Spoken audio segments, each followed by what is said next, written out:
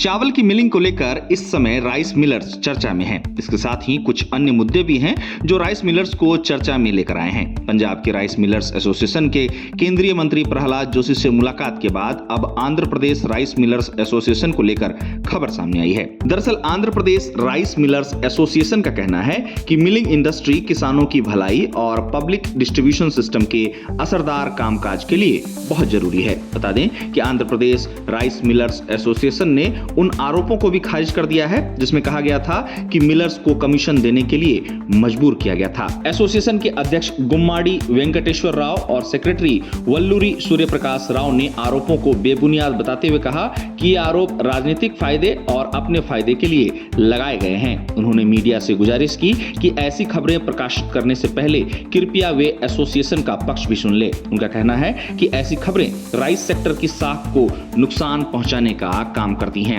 Association के नेताओं ने बताया कि राज्य सरकार किसानों से धान खरीदती है और कस्टम मिल्ड राइस के लिए राइस मिलों को सप्लाई करती है। इसके बाद मिलें धान को प्रोसेस करने का काम करती हैं और गरीबों में बांटने के लिए चावल को फोर्टिफाई किया जाता है। इन सब के बाद केंद्र और राज्य सरकार समय पर इस चावल की सप्लाई को पक्का करती है। एसोसिएशन ने स्पष्ट तौर पर कहा कि मिलर्स को 10 रुपए प्रति क्विंटल मिलिंग चार्ज मिलता है, जबकि मिलिंग के दौरान बनने वाले बाई प्रोडक्ट्स की भरपाई केंद्र से रिम्बर्समेंट के जरिए की जाती है। बताया गया कि राज्य ने नोडल एजेंसी के तौर पर काम किया है क्योंकि राइस मिलिंग एक सीजनल एक्टिविटी है जो कम मार्जिन पर चलती है, इसीलिए इंडस्ट्री कमीशन देने का जोखिम नहीं उठा सकती। राइस सेक्टर की अहमियत को बताते हुए एसोसिएशन ने कहा कि ये सेक्टर हजारों गांव के मजदूरों को रोजगार मुहैया कराने का काम करता है और इससे लाखों किसानों को मदद मिलती है। कहा गया कि इस तरह के बेबुनियाद आरोप मिल मालिकों के हौसले को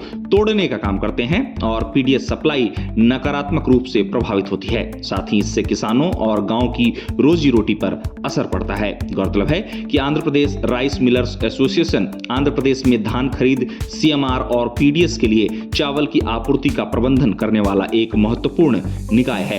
एसोसिएशन का काम राज्य के राइस मिलर्स के हितों की रक्षा, धान की समय पर खरीद और पीओएस प्रणाली को सुचारू बनाना है। आंध्र प्रदेश में चावल उत्पादन की बात की जाए तो आंध्र प्रदेश द्वारा सालाना लगभग 70 से 90 लाख टन चावल का उत्पादन किया जाता है। हालिया आंकड़ों की बात की जाए तो रिपोर्ट्स में बताया गया है कि राज्य ने 2023-24 में लगभग 73.42 लाख मीट्रिक टन चावल का उत्पादन किया था। भारत के प्रमुख चावल उत्पादक राज्यों की सूची में आंध्र प्रदेश का नाम आता है। राज्य के गोदावरी डेल्टा क्षेत्र में चावल का उत्पादन प्रमुखता से होता है। इसके अलावा आंध्र प्रदेश के कृष्णा, गुंटूर, श्रीकाकुलम, विजयनगरम, नेल्लोर और विशाखापट्टनम जैसे जिलों में चावल का उत्पादन देखा जाता है। इस तरह आंध्र प्रदेश में चावल का उत्पादन राज्य की आय में अहम योगदान भी देता है और किसानों के लिए चावल का उत्पादन यहां आय का प्रमुख स्रोत भी है।